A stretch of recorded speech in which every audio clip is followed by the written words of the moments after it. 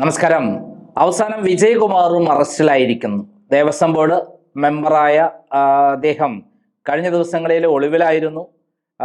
ഒളിവിൽ പോയ ശേഷം അദ്ദേഹത്തെ വേട്ടയാടിക്കൊണ്ടിരിക്കുന്നു പോലീസ്, NIA, അതായത് സ്പെഷ്യൽ ഇൻവെസ്റ്റിഗേഷൻ ടീം അദ്ദേഹത്തെ വേട്ടയാടിക്കൊണ്ടിരിക്കുന്നു. എവിടെയാണ് ഒളിവിലുള്ളതെന്ന് മനസ്സിലാക്കാതെ അവസാനം നിൽക്കുമ്പോഴാണ് അദ്ദേഹം ഇനി രക്ഷയില്ല, ഇനി സമ്മർദ്ദം താങ്ങാൻ പറ്റില്ല, ഞാൻ ആത്മഹത്യ ചെയ്യുകയാണെന്ന് അഡ്വക്കേറ്റ്മാരെ അറിയിച്ചത്.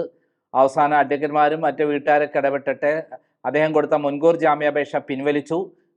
കൊല്ലം വിജിലൻസ് കോടതിയിൽ കൊടുത്ത ജാമ്യാപേക്ഷ പിൻവലിച്ചു. അവസാനം അദ്ദേഹം SIT മുമ്പിൽ ഹാജരായി. അപ്പോൾ തന്നെ അവരെ അറസ്റ്റ് ചെയ്തു. ഇതിന് കാരണമായി തീർന്നത് ശബരിമല സ്വർണ്ണക്കൊള്ള കേസിൽ എന്തുകൊണ്ടാണ് ശങ്കർദാസിനെയും അതേപോലെ വിജയകുമാറിനെയും അറസ്റ്റ് ചെയ്യാത്തത് എന്ന് ഹൈക്കോടതി ചോദിച്ചിരുന്നു.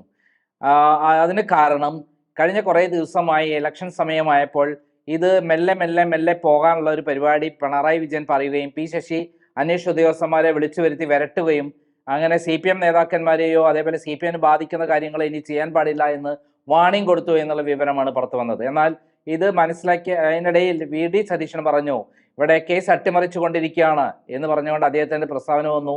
മാത്രമല്ല രമേശ് ചെന്നിത്തല ഞെട്ടിക്കുന്ന ചില വെളിപ്പെടുത്തൽ നടത്തുകയുണ്ടായി. ശബരിമലയിലും ശബരിമലയുടെ കീഴിലുള്ള ഏകദേശം 1500ഓളം അമ്പലങ്ങളിലും പല സാധനങ്ങളും ഇതേപോലെ ഇറീഡിയം പവർ അടങ്ങിയ താഴെക്കുടങ്ങൾ അടക്കമുള്ള സാധനങ്ങളും അതേപോലെ കോപ്പർ പാത്രങ്ങളും എല്ലാം കളവ് പോയിട്ടുണ്ട്. അത് കോടാനുകോടി രൂപയ്ക്കാണ് വിദേശത്ത് മറച്ചു വെച്ചിരിക്കുന്നത്. ഇതിന് ഒരു വിദേശത്തുള്ള ഒരു ബിസിനസ്സുകാരൻ എനിക്ക് കൃത്യമായി മൊഴി നൽകിയിട്ടുണ്ട് എന്ന് പറഞ്ഞതോടെ അത് വഴിത്തിരിവുണ്ടാകുകയും അദ്ദേഹവും SIT മുമ്പിൽ ഇൻഫോം ചെയ്യുകയും അദ്ദേഹത്തിന്റെ പരാതിയുടെ അടിസ്ഥാനത്തിൽ SIT അദ്ദേഹത്തിന്റെ മൊഴി എടുക്കുകയും അതിനടിസ്ഥാനത്തിൽ ഇപ്പോൾ അന്വേഷണം നടക്കുകയും D മണിയെ ചോദ്യം ചെയ്യാൻ വിളിപ്പിക്കുകയും ചെയ്തു.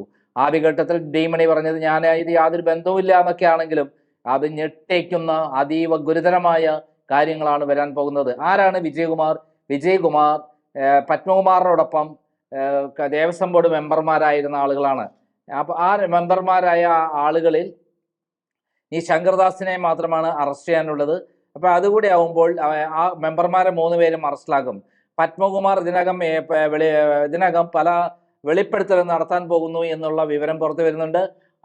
അതോടൊപ്പം തന്നെ അദ്ദേഹം അങ്ങനെ വെളിപ്പെടുത്താൻ സാധ്യതയുണ്ടെങ്കിൽ ജയിലിൽ വെച്ച് പത്മകുമാർ കൊല്ലപ്പെടാൻ സാധ്യതയുണ്ടെന്നുള്ള വിവരം പുറത്തു വരുന്നുണ്ട്. അതായത് പത്മകുമാർ പുറത്ത് വായ തുറന്നു കഴിഞ്ഞാൽ പല ഞെട്ടിക്കുന്ന സംഭവങ്ങളും വരും. അത് വന്നു കഴിഞ്ഞാൽ പിണറായി വിജയൻ അകത്താവും. പിണറായി വിജയനും കടകംപള്ളിയും അകത്താവും. 2016, 2021 കാലഘട്ടത്തിലാണ് ഈ ദേവസ്വം ബോർഡ് മെമ്പർമാരുണ്ടായിരുന്നത്. ആ സന്ദർഭത്തിൽ അന്നത്തെ ദേവസ്വം ബോർഡ് മന്ത്രിയായ കടകംപള്ളി സുരേന്ദ്രന് ഇതിനെല്ലാം കൃത്യമായി പങ്കുണ്ട്. ആ കൃത്യമായ പങ്ക് ചെറിയ പങ്കൊന്നുമല്ല, വലിയ പങ്കാണ്. കോടാനുകോടി രൂപയുടെ സംഭവങ്ങളാണ് ഇവിടുന്ന് കടത്തിക്കൊണ്ടത്. ഇവിടുന്ന് പഞ്ചലോക വിഗ്രഹങ്ങളും ശബരിമല അയ്യപ്പനുമായി ബന്ധപ്പെട്ട പല വിഗ്രഹങ്ങളും അതേപോലെ ആന്റിക്കുകളെല്ലാം ഇവിടെ കടത്തിക്കൊണ്ട് പോയിട്ടുണ്ട്. സ്വർണം മാത്രമല്ല കൊണ്ടുപോയിട്ടുള്ളത്. സ്വർണ്ണമൊക്കെ കുറച്ച് അധികമൊന്നുമില്ല, 10-30 കിലോ സ്വർണ്ണമല്ലേ വരുന്നുള്ളൂ. എന്നാൽ ഇതൊന്നല്ല ഇവിടെ ഉണ്ടായിട്ടുള്ളത്. നമ്മൾ കാണുന്നതിനേക്കാൾ ചിന്തിക്കുന്നതിന് അപ്പുറമുള്ള വിലപിടിപ്പുള്ള സാധനങ്ങളാണ്. ഈ രമേശ് ചെന്നിത്തല പറഞ്ഞ ഒരു കാര്യം തെറ്റാണ്. ഈ ഇറീഡിയം ഇവിടെ സ്ഥാപിച്ചിട്ടുണ്ടെന്നാണ് പറഞ്ഞത്. ഇറീഡിയം സ്ഥാപിക്കല്ല രമേശ് ചെന്നിത്തല അതിന്റെ സയൻസ് അറിയാത്തതുകൊണ്ടാണ് ഇറീഡിയം എന്ന് പറയും. ഇറീഡിയം ഇതല്ല അവിടെ തട്ടിക്കൊണ്ടുപോയത്. ഇറീഡിയം പവർ അടങ്ങിയ, അതായത് റാൻഡം പവർ അടങ്ങിയ മെറ്റീരിയൽ ഉണ്ട്. അത് പഴയ കോപ്പർ പാത്രങ്ങൾ 10-200 വർഷങ്ങൾ വരുമ്പോൾ പ്രത്യേക കെമിക്കൽ അതിനകത്ത് രൂപപ്പെടും. ആ കെമിക്കലിലേക്ക് ഇടിമിന്നൽ ഏൽക്കുമ്പോൾ, പ്രത്യേക അനുപാതത്തിൽ ഏൽക്കുമ്പോൾ അതിൽ പവർ ശേഖരിക്കും. ഈ പവർ എന്ന് പറഞ്ഞാൽ മൾട്ടിപ്പിൾ എനർജിയാണ്. യുറേനിയം അതേപോലുള്ള എനർജി, ന്യൂക്ലിയർ എനർജി ആയിരിക്കും. ഈ ന്യൂക്ലിയർ എനർജി ലോകത്ത് പല പ്രമുഖമായ കാര്യങ്ങൾക്ക് ഉപയോഗിക്കും. സാറ്റലൈറ്റും വിമാനങ്ങളുടെ ആവശ്യങ്ങൾക്കും വേണ്ടിയിട്ടും ന്യൂക്ലിയർ ബോംബ് ഉണ്ടാക്കാൻ വേണ്ടിയിട്ടൊക്കെ പല കാര്യങ്ങളും ഉപയോഗിക്കുന്നുണ്ട്. ഏറ്റവും വിലപിടിപ്പുള്ള സാധനമാണ് അതിന്റെ പവർ. അതിന്റെ പവർ സക്ക് ചെയ്തെടുത്തു കഴിഞ്ഞാൽ അതിന് ഔൺസിനാണ് വില. ഞാൻ ഇതിനെക്കുറിച്ച് റിസർച്ച് നടത്തിയതും APJ അബ്ദുൽ കലാമായി ഞാൻ വളരെ മെയിൽ വഴി പല കാര്യങ്ങൾ പഠിക്കുകയും അദ്ദേഹത്തിന്റെ നിർദ്ദേശപ്രകാരം ഞാൻ പ്രവർത്തിക്കുകയും ചെയ്തിട്ടുണ്ട്. അതുകൊണ്ടാണ് എനിക്ക് ഇത്രയും വിവരങ്ങൾ അതിനെ പറയാൻ പറ്റുന്നത്. ഇവിടെ ഒന്ന് അതിന്റെ വില കേട്ട് കഴിഞ്ഞാൽ തന്നെ ഞെട്ടിപ്പോകും. അതിന്റെ വില ഒരു ഔൺസിന് തന്നെ 15,000 കോടി രൂപയൊക്കെയാണ്. അപ്പോൾ ആ വില വരുമ്പോൾ എത്ര ഔൺസുള്ള സാധനമായിരിക്കും അതിൻ്റെ ഉള്ളിലുള്ള മെറ്റീരിയൽ എന്ന് പറയുന്നത്. നമ്മൾ ചിന്തിക്കുന്നതിനേക്കാൾ അപ്പുറമുള്ള ലാക്സ് ഓഫ് ക്രോഴ്സിന്റെ മെറ്റീരിയലാണ്. ഇതൊക്കെ ഇവിടുന്ന് കൊണ്ടുപോയിരിക്കുന്നു. ഇത് ആരാണ് ഇതിന് പിന്നിലായത്? ഇപ്പൊ ഏറ്റവും പുതിയ ഇന്റലിജൻസ് റിപ്പോർട്ട്, കേന്ദ്ര ഇന്റലിജൻസ് റിപ്പോർട്ട് പ്രകാരമുള്ള കാര്യങ്ങൾ എന്താണെന്ന് അറിയാമോ? പിണറായി വിജയൻ ഡി മണിയുമായി അടുത്ത ബന്ധമായിരുന്നു. ക്ലിഫ് ഹൗസിൽ വിളിച്ചുവരുത്തി ഡി മണിയുമായി സംസാരിച്ചിരുന്നു. ആ പത്മകുമാറും കൂടെ പോയിരുന്നു എന്നുള്ള വിവരങ്ങളൊക്കെയാണ് പുറത്തു വരുന്നത്. ഉണ്ണികൃഷ്ണൻ പോറ്റിയും ഡി മണിയും അതേപോലെ പിണറായി വിജയനുമായിട്ട് നല്ല ബന്ധമുണ്ടായിരുന്നു എന്നുള്ള വിവരങ്ങളും വരികയാണ്. അതായത് ഇതിന്റെ യഥാർത്ഥ വില്ലൻ എന്ന് പറയുന്നത് പിണറായി വിജയനാണ്. ഓരോ ദിവസം കൂടുന്തോറും പിണറായി വിജയന് പേടിച്ച് കിടന്നുറങ്ങാൻ പറ്റുന്നില്ല. സ്വപ്നങ്ങൾ കാണുകയാണ്. എവിടെ നിന്നൊരു ശബ്ദം കേട്ടാൽ മതി ആ ശബ്ദത്തോടു കൂടി പേടിച്ച് വറക്കുകയാണ്. മാത്രമല്ല, ആരെങ്കിലും ഒരാള് അദ്ദേഹത്തിനെതിരെ എന്തെങ്കിലും പറഞ്ഞാൽ അവർക്കെതിരെ കേസ് എടുക്കാൻ വേണ്ടി ഉത്തരവിടുകയാണ്. എനിക്കെതിരെ 6 കേസുകളാണ് എടുത്തിരിക്കുന്നത്. 6 കേസ് എന്ന് പറഞ്ഞാൽ എന്താ അറിയോ? അതിൽ പറയുന്നത് പിണറായി വിജയനെ വിമർശിച്ചതുകൊണ്ട് കലാപം ഉണ്ടാക്കാൻ പോകണമെന്നാണ്. കലാപം ഉണ്ടാക്കാൻ അങ്ങനെ ഒരാളെ വിമർശിച്ചത് കൊണ്ട്, പിണറായി വിജയനെ വിമർശിച്ചുകൊണ്ട് കലാപം ഉണ്ടാക്കാൻ കേസ് എടുക്കാൻ പാടില്ല എന്ന് സുപ്രീം കോടതിന്റെ ഓർഡറിലപ്പാണ് ഇവിടുത്തെ സൈബർ പോലീസിനെ കൊണ്ട് കേസ് എടുപ്പിക്കുന്നത്. ഹൈക്കോടതി, അതായത് സുപ്രീം കോടതി കൃത്യമായി പറഞ്ഞിട്ടുണ്ട്, പ്രധാനമന്ത്രിയാണെങ്കിൽ പോലും അദ്ദേഹത്തെ വിമർശിച്ചാൽ കേസ് എടുക്കാൻ പറ്റില്ല. 19(1) പ്രകാരം, ഭരണഘടനയുടെ 19(1) അനുച്ഛേദ പ്രകാരം കേസ് എടുക്കാൻ യാതൊരു അധികാരവുമില്ല പോലീസിന് എന്നാണ് പറഞ്ഞിട്ടുള്ളത്. അതായത് നമ്മുടെ മുന്നിൽ കിടക്കുന്ന ഈ സംഭവ പരമ്പരകൾ എല്ലാം തന്നെ കൊണ്ടിരിക്കുന്നത് പിണറായി വിജയനിലേക്കാണ്. അതാണ് പിണറായി വിജയൻ പേടിക്കുന്നു, ഞെട്ടുന്നു, ഞെട്ടിവറയ്ക്കുന്നു, കാണുന്നവരൊക്കെ അറസ്റ്റ് ചെയ്യിക്കുന്നു. അതായത് ഭീരു ആവുകയാണ്. അദ്ദേഹത്തിന്റെ മാനസിക നില തെറ്റിയിരിക്കുകയാണ്. ആരെ എവിടുന്ന് അറസ്റ്റ് ചെയ്യുമെന്ന് പറയാൻ പറ്റില്ല. ഇത്തരം ഭരണാധികാരി, ഇത്തരം ആളുകളെ മുഖ്യമന്ത്രി സ്ഥാനത്തൊക്കെ ഇരുത്തിക്കുന്നത് അപകടമാണ്, മാനസിക നില തെറ്റിയ ആൾക്കാരെ. അല്ലെങ്കിൽ സുബ്രഹ്മണ്യനെയൊക്കെ കോഴിക്കോട് പോയിട്ട് ആരെങ്കിലും അറസ്റ്റ് ചെയ്യോ? അദ്ദേഹത്തിന്റെ ഉണ്ണികൃഷ്ണൻ പോറ്റിയോടൊപ്പമുള്ള ഫോട്ടോ ഷെയർ ചെയ്തതിനാണ് അദ്ദേഹത്തെ പുലർക്കാലത്ത് പോയി യാതൊരു ചോദ്യം ചെയ്യല്ലാതെ, നോട്ടീസ് കൊടുക്കാതെ, BNSS 35(3) പ്രകാരമുള്ള നോട്ടീസ് കൊടുക്കാതെ അറസ്റ്റ് ചെയ്തത്. അറസ്റ്റ് ചെയ്ത് കൊണ്ടുവന്ന് പിന്നെ അവസാനം കോഴിക്കോട് കോൺഗ്രസ്സുകാരല്ലേ, പ്രത്യേകിച്ചും പ്രവീൺ കുമാർ അല്ലേ, പ്രവീൺ കുമാറിന്റെ നേതൃത്വത്തിൽ കോഴിക്കോട് കോൺഗ്രസ് വളരെ ശക്തമാണ്.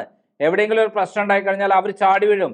പിന്നെ അവിടുന്ന് എഴുന്നേറ്റ് പോരില്ല. അപ്പോഴാണ് പോലീസ് സ്റ്റേഷൻ ഉള്ളിൽ കയറിയിട്ടാണെങ്കിലും ഇദ്ദേഹത്തെ സുബ്രഹ്മണ്യത്തെ മോചിപ്പിച്ചു കൊണ്ടുവരികയായിരുന്നു. അവസാനം ഗതി കെട്ടിട്ട് പോലീസിന് വിട്ടയക്കേണ്ടി വന്നു. അദ്ദേഹത്തിന്റെ മൊബൈൽ കയ്യിലെടുത്തു, കസ്റ്റഡിയിലെടുത്തു മാത്രമാണ് ചെയ്തത്. അങ്ങനെ കസ്റ്റഡിയിൽ എടുക്കാനും അധികാരമില്ല പോലീസിന്. ആദ്യം 35(3) നോട്ടീസ് കൊടുത്തിട്ട് വേണം സുബ്രഹ്മണ്യനെ ചോദ്യം ചെയ്യാൻ വിളിപ്പിക്കേണ്ടത്.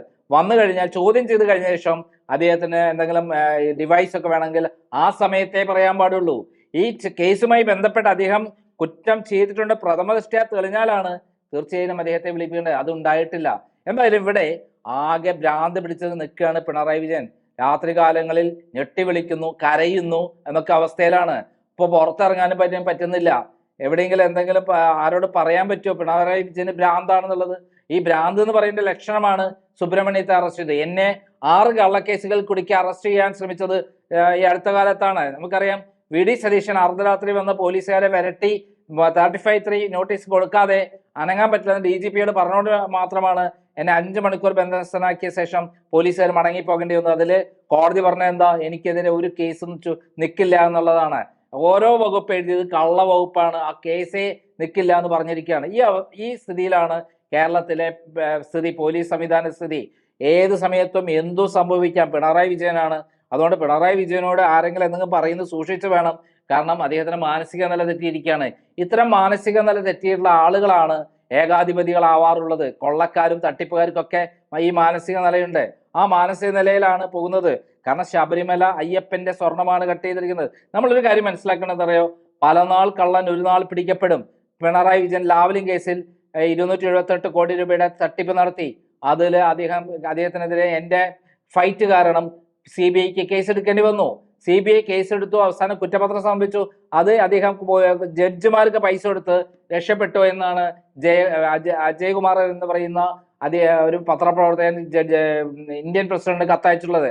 അതിനുശേഷം അദ്ദേഹത്തിന്റെ അഡ്വക്കേറ്റിനോട് പറഞ്ഞു, MK താമരനോട് പറഞ്ഞു, പൈസ കൊടുത്തിട്ടാണ് തിരുവനന്തപുരത്തെ CBI ജഡ്ജിക്ക് 5 കോടിയും ഉബൈദ് ജഡ്ജിന് 25 കോടിയും കൊടുത്തിട്ടാണ് കേസിൽ നൂരിപ്പോന്നത് എന്നോട് അദ്ദേഹത്തിന്റെ അഡ്വക്കേറ്റ് പറഞ്ഞിട്ടുണ്ട്.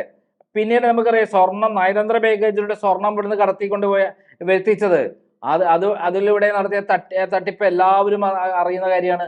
സ്വപ്ന സുരേഷ് പറഞ്ഞിട്ടുണ്ട്.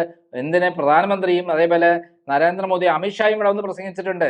എന്നിട്ടും BJP കാലും കൈയും പിടിച്ച് അദ്ദേഹം ഇവിടെ BJP വിജയിപ്പിച്ചു കൊടുത്തോളാമേ എന്ന് പറഞ്ഞിട്ടാണ് ഇപ്രാവശ്യം തിരുവനന്തപുരത്ത് കോർപ്പറേഷൻ ഇലക്ഷന്റെ ജയിപ്പിച്ചു കൊടുത്ത. അവസാനം ഇപ്പം സ്വന്തം MLA അടക്കം BJP കൗൺസിലർമാർ ഭീഷണിപ്പെടുത്തുന്ന രംഗമാണ് തിരുവനന്തപുരത്തുള്ളത്. ഇങ്ങനെ CPM തകർന്നു. ആര് തകർന്നാലും തകർന്നില്ലെങ്കിലും പിണറായി വിജയനെ സംബന്ധിച്ചിടത്തോളം ഈ കേസുകളിൽ നിന്ന് നമുക്ക് രക്ഷപ്പെട്ടാൽ മതി. പക്ഷേ ശബരിമലയിലെ കേസിൽ ഹൈക്കോടതിയാണ് ഉത്തരവിട്ടിരിക്കുന്നത്. ഹൈക്കോടതി പൂട്ടിട്ട് കഴിഞ്ഞു. ആ ചങ്ങല പൂട്ടിട്ട് ഇങ്ങനെ വരികയാണ്. ഓരോ ദിവസം അടുത്ത പിണറായി വിജയനിലേക്ക് വരികയാണ്. അതിന് ഏറ്റവും അവസാനത്തെ അറസ്റ്റാണ് ഇന്ന് വിജയകുമാറിന്റെ കാര്യത്തിൽ നടന്നിരിക്കുന്നത് എന്ന് വളരെ ശ്രദ്ധേയമാണ്.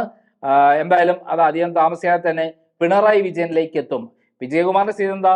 ആദ്യം ഇത് കേട്ടാൽ ആത്മഹത്യക്കൊരുങ്ങി, പിന്നെ അവസാനം കീഴടങ്ങാൻ തീരുമാനിച്ചു, മുൻകൂർ ജാമ്യം പിൻവലിച്ചു, അവസാനം ഇത് അറസ്റ്റും വരിച്ചിരിക്കുന്നു. ഇനി അടുത്ത ഊഴം ഇതേപോലെ ഇനി വരുന്നത് ശങ്കർദാസാണ്, അത് കഴിഞ്ഞാൽ കടകംപള്ളിയാണ്, അത് കഴിഞ്ഞാൽ നമ്മുടെ വാസവൻ മന്ത്രിയാണ്, അത് കഴിഞ്ഞാൽ പിണറായി വിജയനായിരിക്കും. അതോടുകൂടി CPMന്റെ കേരളത്തിലെ കഥയും കഴിയും എന്നുള്ളതാണ് സത്യം. ഇത് ആരുടെ കളിയാണ്? ഇതാണ് അയ്യപ്പന്റെ യഥാർത്ഥ തിരിച്ചടി.